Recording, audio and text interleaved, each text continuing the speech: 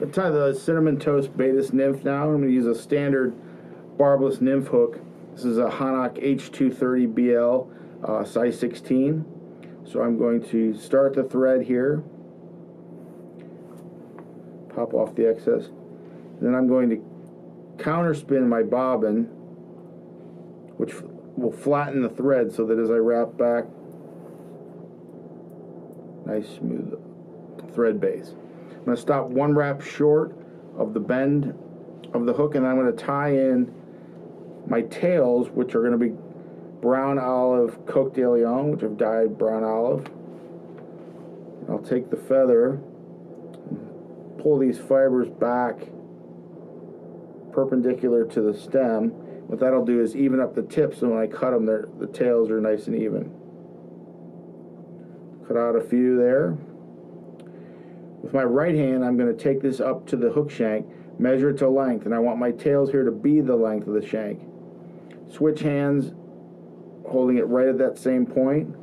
Trim off a little bit of the butt section, square those up. Now I'm going to spin the thread counterclockwise again, and what that's going to do is it is going to enable the thread to roll back as I take a wrap over the material as I take a wrap around the shank. If I were to spin this clockwise and go to take it, you'll see when I take my wrap, the thread lays forward towards the bead. So spinning it counterclockwise helps when you take a wrap, the thread will lay back and you can wrap those tails right on top of the hook shank.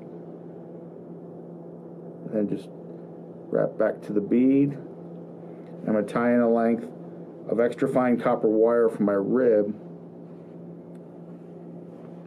I'll hold that across the shank, couple wraps, and then pull that to length as opposed to cutting it once you've tied it in. Wrap back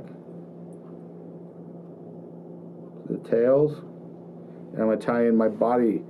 And the body material on it is a condor substitute feather, which is a white turkey tail feather that's been dyed brown olive.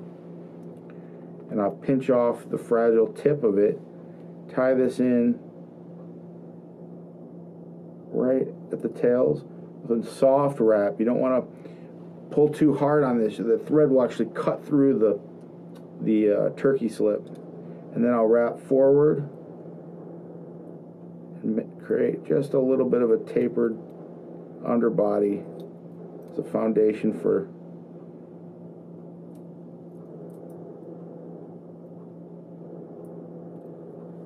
okay, and then now I'm going to wrap the condor, get this situated here. Fate is part of the deal on sometimes they just don't cooperate.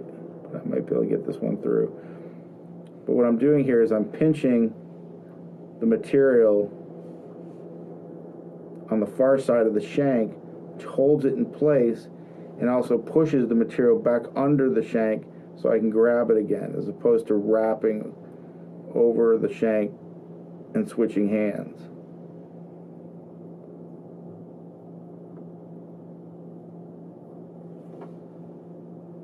And again, you want to take a soft wrap, don't pull down too hard, cut that material, take a third wrap on that side, and then 3 wraps on the front side of it, and cut out. Then we're going to come through with the ribbing, which is this extra fine copper wire, and I'm going to move this wire back and forth so that I don't crush down that fuzzy rib. Important, as it suggests the gills of a mayfly nymph.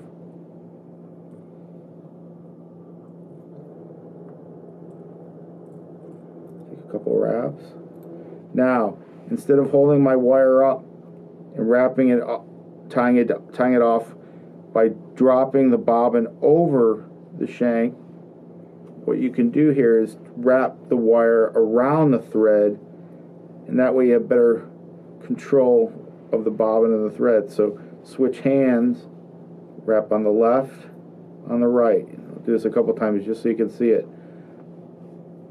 Wrap on the left of the copper and then on the right. Okay? And then you can pop that off. Just break that off. And then I'm just going to wrap a thorax, which is Jan Schumann's peacock dubbing in a peacock bronze color.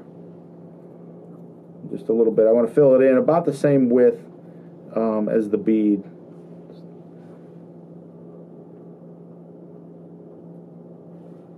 Okay. And then I can just do a series of whips here.